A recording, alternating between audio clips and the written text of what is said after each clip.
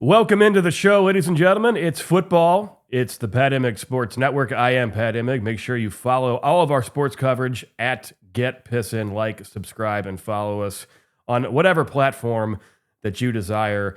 Right now, the Pittsburgh Steelers have a prime path to the AFC North title. Yes, that's right, folks. I know it's only been 6 weeks, but they're 4-1 after their victory on Sunday. They've got a 2.5 game lead on Cincinnati, a 3.5 game lead on 1-5 Cleveland, and 1-5 Baltimore. Everybody in the AFC North lost in week 6 except for Pittsburgh. So if Pittsburgh goes 6-6 the rest of the year, they finish at 10-7. Cincinnati, with no Joe Burrow, has to go 8-3 just to hit 10-7. I don't think they're doing that. The Browns and Ravens have to go 9-2 just to get to 10-7. So entering week 7 this coming week, the Steelers' win against New England looks a lot better. Their week 2 home loss against Seattle, for what it's worth, looks a lot better. The Seahawks have won 9 straight road games dating back to last season. And now Aaron Rodgers has 10 touchdowns, 3 interceptions, and a 105 passer rating. He's completing 69% of his passes. This is not a surprise to people who don't get sucked into the anti-Rodgers blowhard echo chamber. Rodgers' doubters said he was washed up, didn't actually pay attention to the fact that last year he had 28 touchdowns, 11 interceptions, and a 90 passer rating with the New York Jets. The Jets just totaled negative 10 yards passing in week 6. Okay, quarterbacks go there to die. He made it out of there alive, and now he's in an organization that's used to winning. So, where does that lead to for the rest of the year? Some of the negativity that's going to surround Rodgers is going to come from his COVID shot abstinence. People are still upset about it. Politicized activist sports media don't like independent thinkers. The idea of live and let live died with these people years ago.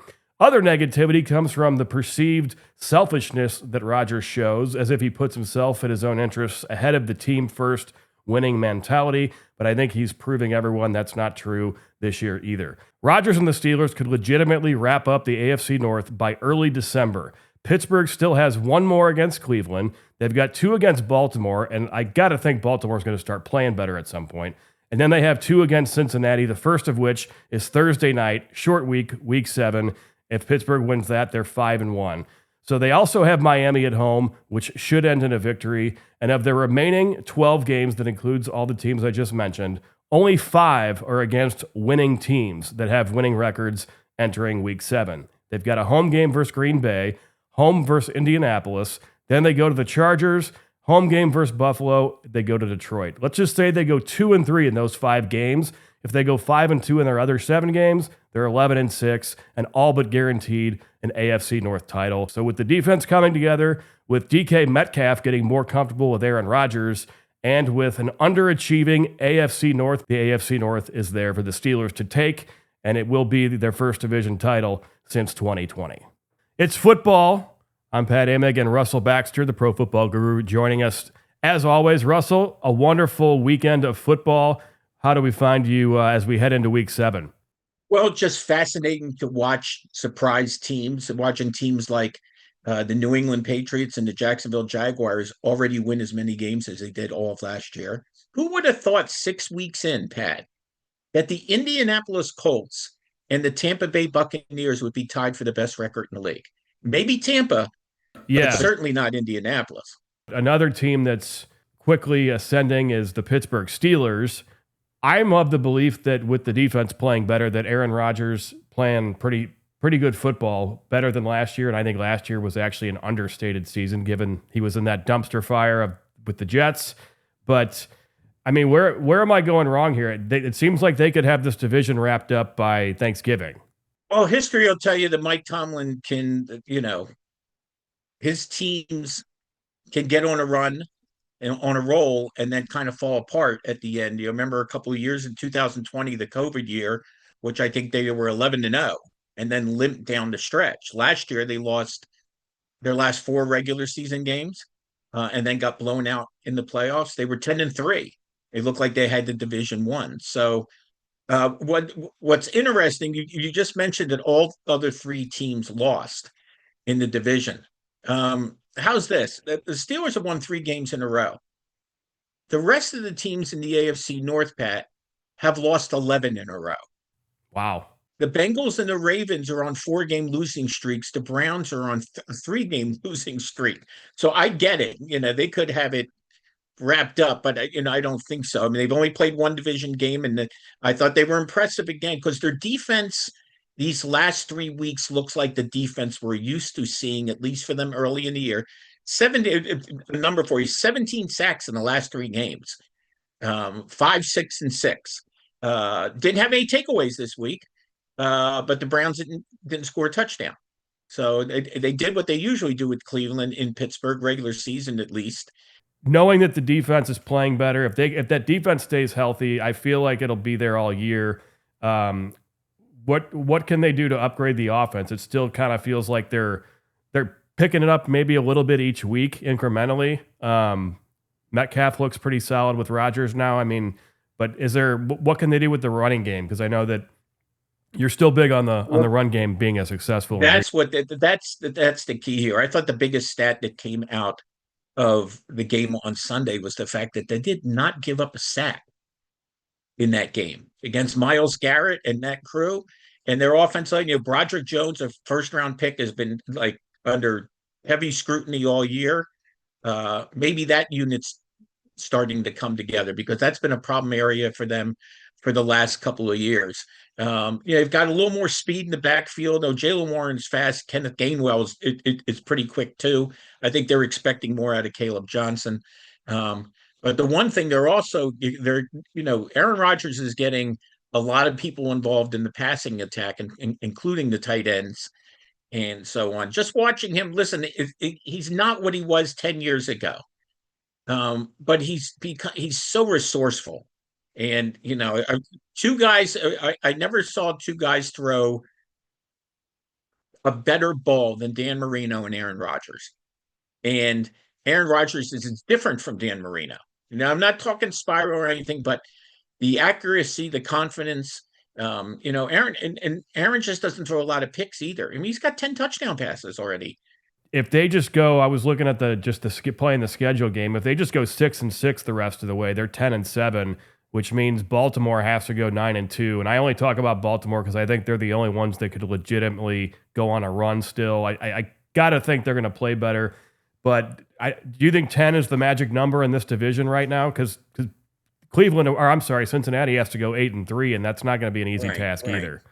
I don't know. I mean, you would have thought 10 was going to be the magic number for Pittsburgh last year, and they wound up falling apart down the stretch. And Baltimore won 12, and the year before, Baltimore won 13. You talked about Seattle. That Ravens defense, even though they won the division last year, and then they lost the playoff game to Baltimore. They beat Pittsburgh and then lost to Buffalo in the playoffs. That defense has not recovered from Mike Macdonald leaving to becoming the Seahawks head coach. And it's kind of shocking that I'm on the Seahawks bandwagon. I guess more because I'm just surprised at how quick that they didn't really I don't even know, did they ever really rebuild? I don't know that I would call it a rebuilding. They just retooled with Macdonald, and now they have Darnold, the quarterback, who I'll admit, like last year watching him with Minnesota, I thought he played great, but I also thought he was a guy that just needs perfect situations to be good. And the way the throws he's making this year, it doesn't look like the same guy from even last year. So is he as good as he's playing right now? Is he legitimately this good for the long haul, in your opinion? Well, he was good for most of the year last year, and then came the season-ending game at Detroit, in which he completed less than half his passes. Which might have influenced loss. My opinion of him, yeah. Right. Well, a lot of people's opinions. I don't think there's any question about it because including the Vikings. Same old Sam. Okay. Gets in the playoff game against the Rams. He's sacked 9 times, loses a fumble that gets returned for a touchdown. So there was a lot of trepidation on people's parts. Did we see and Kevin O'Connell, I believe, was NFL Coach of the Year, which is a regular season award, by the way. So was that Kevin O'Connell magic? And then Sam couldn't live it. And listen, week 1 against the San Francisco 49ers, they're in a position to pull out the game. He drops back to pass, and he hits his offensive lineman in the belly with the football. Ball out, turnover. We saw it against Tampa Bay. Now, ball deflected over off of a player's helmet, picked off. Field goal last play of the game, they lose at home. By the way, Seattle at home. What's happened? They're great on the road, Yeah. losing at home. I think the 12th man has been kidnapped, and he can't get back into the city of Seattle for some reason.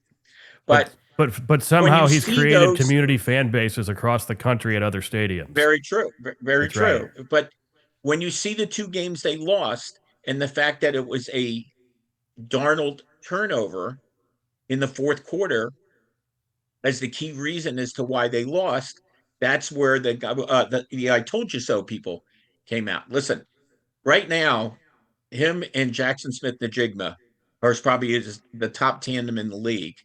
So another young quarterback, Drake Maye for New England. I think they look like they could win that division now. Just after watching Buffalo's defense the last couple of weeks, what about New England, other than quarterback play, is encouraging to you? Watching them, they look like a different team. They look like a team with spark, a little spark. Watching Drake Maye and Stephon Diggs, who played a huge role in that game at Buffalo, they have balance. They're protecting Drake Maye. They really laid. I mean, I know they lost to the Raiders, but that turnover fest against the Steelers maybe was an eye-opening experience for them because they haven't lost since. Through week 6, which is the new week 4 for our old football fans, in my opinion. I think we've talked about that before, that with less Yes. preseason games, it's almost like the first 4 weeks are almost a carryover to preseason, which also could explain these losses that you pointed out, like the Patriots, the way they played at Las Vegas or against the Raiders. So through 6 weeks, heading into week 7, here's who I think is going to represent the NFC, and then you can tell me where I'm right or wrong. So I think the Eagles are still going to win the NFC East, just based on that division. And then because I do listen to the Pro Football Guru, I looked at their conference records, and Philadelphia 3-1 right now in their conference. Washington 1-3. So that was a big loss last night for Washington for multiple reasons. So I think they edge out Washington. They're the only team from that division. NFC North, I like the Lions. I still like the Packers. I think the Packers get the wild card. Lions, but the Packers right now have that edge with that tie, I think, right? Right. NFC South, I like Tampa Bay, even if when they get healthy, they might be really scary. And then I like Atlanta as my prisoner of the moment pick after watching last night. They're going to be my wild card pick out of that division. And then in the NFC West, I'm going Seattle and the Rams to come out of that division. And that means San Francisco is not a pick and I just think that I don't see how they can possibly sustain their level of play with their walking. I mean, they have people injured. It's like, how are you guys even competing? I think that eventually that's going to catch up to them. So that's where I'm at with NFC. Where am I right? Where am I wrong? Fred Warner is Right. arguably the best linebacker in football, and he's now gone for the year. He covers up a lot of what they do. Not having Boza the last couple of weeks certainly hurt. They just gave up a season high 30 points to the Bucks, and they did everything they could to get their hands on Baker Mayfield. And Baker Mayfield, twisting, turning, that touchdown pass he threw to was it Tej Johnson? I mean, he had people like right in his face. You couldn't even see when you were watching the game. You couldn't even see him. He was like, because he's a little, Baker Mayfield is not tall, and you couldn't even see him, and yet the ball right on the guy's fingertips. So I don't have a problem with any of those as well. Carolina intrigues me. They had one of the worst run defenses in NFL history. They gave up 179.8 yards per game. That's pretty bad. They gave up 200 yards rushing in each of their last 6 games. I mean, those are like college numbers, if you think Yeah. about it. Last year, they held one team out of 17 to less than 100 yards rushing. You know who it was? The Raiders. You know where the Raiders ranked in rushing last year? 32nd. This year in 6 games, they've already held 3 opponents under 100. They're trying to do something they have done on Sunday in over 4 years, be above 500.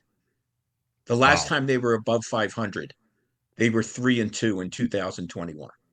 They could replace my prisoner of the moment Atlanta pick. They already beat Atlanta once this year, right? So Yeah, well, they shut him out. I mean, that was the thing that's one of the more stunning results of the year. I mean, they lost their first two games. They gave up 200 yards rushing to the Jaguars. They stumbled their way through the first quarter against the Cardinals, almost pulled it out, but didn't. And then all of a sudden, 30-0, like completely out of the blue. By the way, Carolina is 3-0 at home and 0-3 on the road. That's just something to keep in mind. was not expecting to talk deep about the Carolina Panthers, but it's football. So AFC, here's my picks.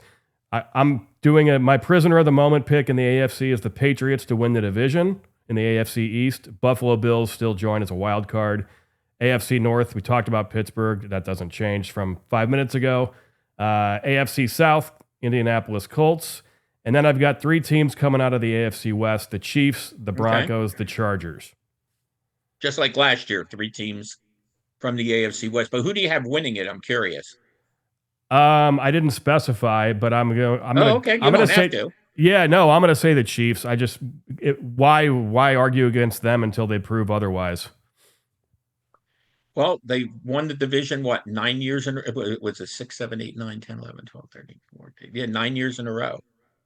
They've been in the playoffs every year since 2015. In fact, if they make the playoffs this year, they'll tie the NFL record, 11 straight playoff appearances.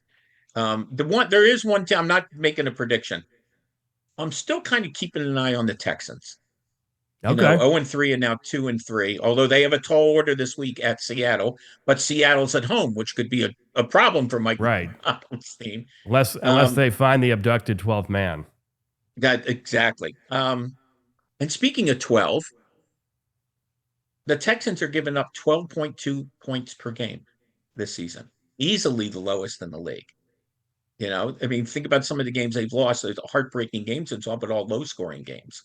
Against the Rams, against the Buccaneers, and so on. So their defense is pretty formidable. Their offense is still kind of waiting to get its act together and so on. But I also throw this out because the last time an 0-3 team made the playoffs, it was the 2018 Houston Texans. There you go. The more you know. So we'll revisit this obviously throughout the rest of the season. Is it just me, or does the NFL now almost, and I'm not saying this as a complaint, this is just kind of a random thought, but I feel like when I watched college football on Saturday, like in the SEC and the Big Ten, like the major conferences, it's almost similar to watching the NFL from the standpoint that the difference between a win and a loss is like one possession, and I don't even mean by score. I just mean one single play that doesn't happen for the team. It just seems like the level of play has gotten so good on both levels that it's just, I find it exciting. I think some people, that since they don't know who's the best, they're like confused and they're like, it's not a very good product. But I think it's actually, the NFL is a little bit more exciting now, with reminding me of college football. What do you think of that? Well, listen, the numbers bear it out. We've already hit six. We haven't had a lot of overtime games. We have had, I believe, 8 one-point games in 6 weeks. And the Bears have, I think, won back-to-back one-point games. In fact, I think they won 25-24 games back-to-back. The Raiders game, and then they had the off week, and then they beat Washington last night. So, no, I agree with you. It does feel as if there's a key moment in every game. We talked about Sam Darnold and the doink interception off the player's helmet, that one, and all of a sudden kick field goal, bing. Carolina beat Dallas last week. Field goal, last play of the game. Right. I bet the Cardinals, until last week, Pat, they lost 3 consecutive games on field goals on the last play of the game. So, I mean, there's your evidence right there. It is. It's almost like watching. It's almost like watching the Russian American basketball Olympic game from 1972, where they kept on respotting the clock so the Russians would win. I know I make references that are way off the cuff here and so on, but no, there is an element to it. It's funny. For years, think about this. For years, we didn't see overtime in the Super Bowl, and then we saw it in Yeah. Super Bowl 51, and then we saw it in Super Bowl 58. Last year was the Chargers and the Commanders who went from last place to playoff berths, and Washington got all the way to the NFC title game. You know, Right. when the Eagles won the Super Bowl over the Patriots in 2017, they were dead last in the NFC East the year before, and then they won the Super Bowl. So you see a lot of those quick revivals. We're seeing Indianapolis was not a last place team, but they look like a vastly improved team. New England was a last place team last year. In fact, they went 4-13 2 years in a row, and now all of a sudden they're 4-2. So turnarounds happen quickly. The difference between the turnarounds and the Kansas City Chiefs and or the New England Patriots before them is sustainability. Is, can you turn things around, or are you just are you Haja Gugu, a one-hit wonder? Wow. I'm gonna have to look that one up. Too shy. All right.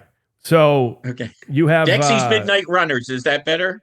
I've heard of it. Yeah, it sounds Okay. familiar. My last one is the Lions, who had that fun game with Tampa Bay on Monday night at Detroit. We just saw them, I don't want to say humbled, but get a little frustrated at Kansas City.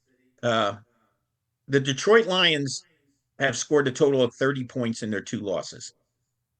The Detroit Wow. Lions have scored 161 points in their 4 wins. So Tampa, it's hard to tell what you get defensively with Tampa. Tampa will give up some yards and give up some points as they did with Seattle. But, Tampa, if I remember right, Tampa went up to Detroit last year and beat them at Ford Field. One of only 2 regular season losses for the Lions last year. So, So what do the Lions need to do what do the Lions need to do to fix their defense? Because I feel like if they did that, then they'd be a clear front runner in a season where there really are none. Well, that's true. I totally agree with that. The last couple of years, a lot was blamed on injuries. And Aiden Hutchinson is back and full motor, but I didn't think they played very well defensively at all. So, and they didn't play. Remember, the Baltimore game was wild. They wound up winning it. So they seem like they're Loyola Marymount again. They got to just put 40 points on the board and outlast somebody. I mean, obviously they have a new defensive coordinator because Aaron Glenn is in New York, but be it healthy or not healthy, I think maybe it's their starts. It's odd though, because the team that runs the ball, the team has a very good offensive line. Jared Goff is a solid quarterback. He had forgettable playoff appearance last year, but still, climbing Hall up. of Famer. He's a Hall of Famer. That's the rumor. That's what I hear. And Dan Campbell, I love what Dan Campbell said after the game about Brian Branch doing what he did and so on. And it did in no way possible did he cover up. Said it was unacceptable. And, for people who don't know what happened at the end of the game with the Chiefs. So they're kind of a mystery, but they've dominated that division 2 years in a row. And still, even though they lost to the Packers, still look like the best team. Green Bay is, they had the big win over the Lions. And they've kind of, even though they won against Cincinnati, they never really put them away last week. Joe Flacco kept pitching. They never kept, it's hard to put a finger on where they are right now, the Packers. And Minnesota, and, are the Bears, suddenly the Bears have won 3 in a row. But we saw what happened to them. I think we've talked about that too on, the last couple of weeks. I don't think they're the laughingstock doormat this year that they've been in the past. And I don't know if, Ben Johnson, I saw his his post-game celebration in the locker room. It was like old school NFL, it was nice to see actually. So I think there's a lot of hope in Chicago as long as he's there. As long as he's there. Well, 6 weeks into the season, correct me if every team in the NFC North has a winning record. Doubleheader next Monday night, as we alluded to. So looking forward to that. He's the pro football guru, Russell Baxter. You can find him on X, aka Twitter, at Bax Football Guru. Russell, where else can folks find you? Where can they find your stories on SI? On SI is it's not Sports Illustrated, but referred to as On SI, and there's team pages for all 32 teams. And I write features for the Seahawks, the Panthers, the Bills, and the Chargers. And something I do every week for the games. And Buffalo's off this week, as is Baltimore. We pick out a player or a coach or so on, and again, on the theme of 5 things you need to know, we'll talk about a player and 4 other things you need to know. We'll take a little liberty with the 5 things, but Now, they're are fun these preview 5 things pieces. are they inspired by your time with Mike and Mike? Well, I think that format is what I enjoy doing and so on. And I don't think it was my idea to do a 5 things. When I did it with Mike Greenberg and Mike Golick, it was something where I wrote the segment and then I taped the questions and then my voice would come out on Friday morning. And eventually, if you know Mike Greenberg, it morphed into 4 things you need to know and something about the New York Jets. Makes sense. All you need to know about Yes. the Jets is that they're the most dysfunctional franchise in professional sports. So, and if you're a quarterback, you don't want to play for them. Well, My words. I think that point you made about Aaron Rodgers, as bad as they were last year, and he got off to a rough start, but him and Devontae Adams kind of got the show together, and he finished very, very strong. And now he leaves, and I know you've heard the story. Aaron Glenn gave him what, 5 minutes of his time Right. when Rodgers flew to New York, and I'm sure we're gonna hear more and more about that if the Jets wind up losing again this week. That's the Pro Football Guru, Russell. It's always great to talk to you. We will chat again next week. Next week it is.